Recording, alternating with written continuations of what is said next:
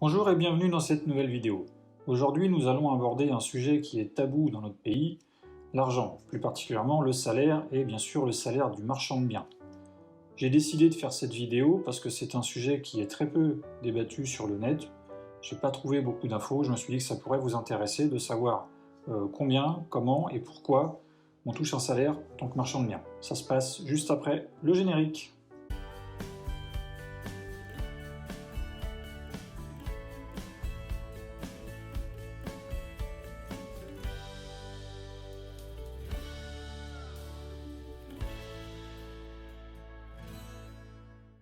Donc pour ceux qui arrivent pour la première fois sur cette chaîne, donc je me présente en deux mots, je suis Cédric, je suis marchand de biens depuis avril 2021, donc c'est très récent. J'ai décidé de créer cette chaîne pour aider ceux qui en sont au même stade que moi et pour donner un petit coup de peps à ceux qui sont en pleine hésitation et qui cherchent encore des infos à droite à gauche pour démarrer. Donc aujourd'hui, sujet très intéressant, parce que c'est pas parce qu'on fait un métier de passion qu'on n'est pas là pour ramasser un petit peu d'oseille quand même. Donc le salaire, c'est quelque chose qui est primordial quand on exerce une activité, mais quand on démarre une activité, qu'on crée sa société, c'est pas toujours facile de savoir à quel moment on va pouvoir se payer. Déjà, il faut savoir qu'il y a plusieurs cas de figure. Il y a ceux qui ont un gros capital dès le départ et qui vont pouvoir se verser un salaire tout de suite avec leurs fonds propres. Il y a ceux qui ont un conjoint ou une conjointe qui gagne bien sa vie et qui va payer pour les deux le temps de pouvoir se verser un salaire. Et il y a ceux, comme moi, qui ont un travail salarié chez un patron qui leur dégage du temps et qui me permet de créer une autre activité à côté, celle de marchand de biens, et de l'exercer dans un premier temps à temps partiel, mais avec le but final d'en vivre complètement et de quitter mon emploi salarié. J'ai décidé de couper cette vidéo en deux thèmes, le premier étant à quel moment se verser un salaire. Avant de savoir quand se verser un salaire, il faut déjà essayer de déterminer combien coûte et combien va coûter le salaire qu'on a décidé de se verser à l'entreprise. Donc pour ça, j'utilise le site de Pôle emploi qui a une petite application qui est très pratique, je vous en fais la démonstration en ce moment. Il suffit de remplir la case du salaire net qu'on a envie de toucher et ça détermine instantanément les charges patronales, les charges salariales et du coup on a le coût total de ce salaire net pour l'employeur. Bien évidemment, le salaire n'est pas la seule charge que devra payer l'entreprise. Vous avez d'autres frais qui sont inhérents à votre activité. Donc il faut réussir à déterminer l'ensemble des charges de l'entreprise. Donc on va faire une étude de cas numéro 1, en admettant que vous ayez envie d'avoir un salaire de 1 500 € net. Donc les chiffres qui sont indiqués sont les chiffres de mon entreprise. Donc j'ai des frais de compta de 350 €, de téléphone de 20 €. TFE, c'est la taxe foncière des entreprises. Ça, c'est variable suivant le secteur dans lequel vous habitez. Moi, ça me revient à 90 € par mois. La banque, c'est 20 € par mois. La RC Pro, pour ma part, c'est 210. Ça va aller en augmentant en fonction du chiffre d'affaires que je vais faire chaque année. Et le salaire, on l'a vu, 1 500 € net, ça correspond à 2 284 € de charges pour l'entreprise. Ce qui nous fait un total mensuel de 2 974 €, soit 35 688 € par an. Ça, c'est le montant que va devoir payer votre entreprise tous les ans avec votre salaire de 1 500 € net. Donc maintenant qu'on a cette somme, c'est bien, mais moi j'ai décidé, dans mon fonctionnement, de me prévoir un matelas de sécurité, c'est-à-dire c'est une somme que je vais laisser tout le temps sur le compte. Quand je vais démarrer une opération, il faudra qu'il reste cette somme. Donc j'ai décidé d'avoir 18 mois de fonctionnement, 1 an et demi de fonctionnement sur mon compte en permanence. Donc 2 974 € x 18 mois, ça fait 53 532, je vais arrondir à 55 000 pour des facilités de calcul pour la suite de la vidéo. Donc maintenant qu'on sait combien ça va coûter, il faut déterminer le bon moment pour se payer. On prend notre sécurité de 55 000 €. Si on prend ma première opération que j'ai réalisée, qui va me rapporter 80 000 € à peu près, j'ai arrondi, 80 000 € de marge. Si j'enlève ces 55 000 à mes 80 000 € de marge, ça veut dire qu'en théorie, il ne me resterait que 25 000 € pour mettre dans ma deuxième opération. 25 000 €, c'est une somme, mais c'est vraiment pas suffisant. Donc j'ai décidé de ne pas me verser de salaire, surtout que la deuxième opération, je l'ai trouvée, et ces 25 000 ne sont pas suffisants. Donc je ne me verse pas de salaire pour le moment. Donc là, je vais détailler ce que je vais faire, moi, de ces 80 000 €. Donc ces 80 000 €, je les divise en deux. Je vais mettre 70 000 € d'apport pour la deuxième opération, et je laisse 10 000 € sur le compte pour les frais de fonctionnement. Ça veut dire pas de salaire. Pour l'instant, J'ai démarré en avril, de avril à fin décembre, pas de salaire. Donc pour attendre d'avoir un salaire, il faut que j'extrapole un petit peu sur la deuxième opération. On va dire que je vais faire une marge équivalente de 80 000 € pour simplifier les choses. Donc qu'est-ce que je vais récupérer après cette deuxième opération? Je vais récupérer mon apport donc de 70 000 que j'ai mis suite à la première, plus mes 80 000 € de marge.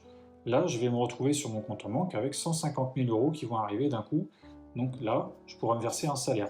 Parce que si je déduis 55 000 à mes 150, il reste donc 95 000 € pour mettre dans la troisième opération. Si on arrondit un petit peu, 95 000, ça fait à peu près 20% de 500 000, ça fait 19% exactement. Donc ça veut dire que ma troisième opération, je pourrais avoir ce matelas de 55 000 pour me verser 1 an et demi de salaire en étant tranquille, serein, payer toutes mes charges pendant cette période, et en plus de ça, je pourrais acheter quelque chose à par exemple 400 000, mettre 100 000 € de travaux dedans, et avoir malgré tout mes 20% de marge pour plaire à la banque. Donc maintenant, on va passer à la deuxième partie de cette vidéo, le thème numéro 2, à savoir comment se verser un salaire. Donc il y a deux solutions. On reprend l'étude de cas numéro 1, donc on avait notre salaire de 1 500 € net. Donc là, on décide de se verser ça tout simplement, et on sait combien ça nous coûte 35 688, on l'a déjà détaillé tout à l'heure, je ne vais pas recommencer. Donc on va passer maintenant à l'étude de cas numéro 2, avec des revenus de 1 500 € net. Alors, vous allez me dire, mais c'est la même chose. Non, le premier c'était un salaire de 1 500, et là j'ai fait exprès de changer le terme, j'ai mis revenu de 1 500 € net, vous allez comprendre pourquoi. Donc la compta, téléphone, TFE, banque RC Pro, c'est pareil, sauf que là, j'ai rajouté la ligne loyer 350 €. Parce que quand vous créez votre entreprise, à moins que vous ayez des bureaux à côté, que vous louiez ces bureaux à quelqu'un, pour ma part, j'ai domicilié mon entreprise chez moi, j'ai un bureau chez moi, et j'ai la possibilité donc de me verser un loyer. C'est tout à fait légal. Donc mon entreprise verse un loyer à Cédric. Donc j'ai décidé d'opter pour cette version-là. Donc ce loyer, il dépend évidemment de la zone où vous habitez. Il dépend également de la surface que vous avez déclarée lors de la création de votre entreprise et votre domiciliation d'entreprise. Donc moi, 350 €, c'est quelque chose qui est complètement cohérent par rapport à mon secteur. Donc j'ai décidé de faire ça. Ensuite, j'ai rajouté la ligne frais kilométriques. Parce que là, vous avez, pour le véhicule, vous avez deux options. Soit vous avez acheté dès le départ un véhicule de société, dans ce cas-là, les frais kilométriques, vous ne pourrez pas en bénéficier, sauf que vous ne paierez pas l'essence, vous ne paierez pas l'entretien, c'est l'entreprise qui va tout payer pour le véhicule. Moi, j'ai décidé de rouler avec mon véhicule personnel, et donc, avec le barème des impôts, les frais kilométriques, c'est le même, je peux me verser tous les mois les frais kilométriques. Donc j'ai rempli des petites fiches de frais kilométriques mensuellement depuis le début de mon opération. Il y a des mois, notamment au début, où j'étais en commercialisation, où j'allais faire des allers-retours très souvent, j'étais à plus de 800 € de frais kilométriques par mois, et d'autres, je suis descendu à 150, 200, voire même, ça pourrait très bien descendre à zéro. Si vous tombez dans un moment de votre opération, vous n'allez pas sur le chantier. Donc ce que je vais faire, c'est que je vais lisser ces frais kilométriques pour avoir une somme à peu près constante de 350 € par mois, et pour que sur l'année, je me fasse tout rembourser comme il faut, mais c'est moi qui décide quand et combien. Donc, loyer plus frais kilométriques, on est à 700 €. On voulait 1 500 € net, donc il ne me reste plus que 800 € net à me faire verser en salaire.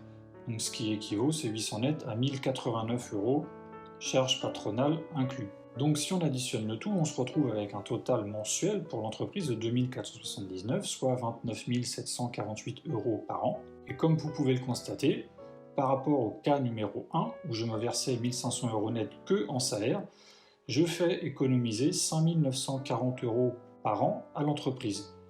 Et pour ma part, c'est plus avantageux parce que je touche la même chose, mais je vais payer moins d'impôts parce que les frais kilométriques ne sont pas imposables, et donc c'est aussi gagnant pour moi. Pour ce qui est de mon cas personnel, il est évident, vous l'avez bien compris, que je vais utiliser l'étude de cas numéro 2 avec les montants qui sont affichés.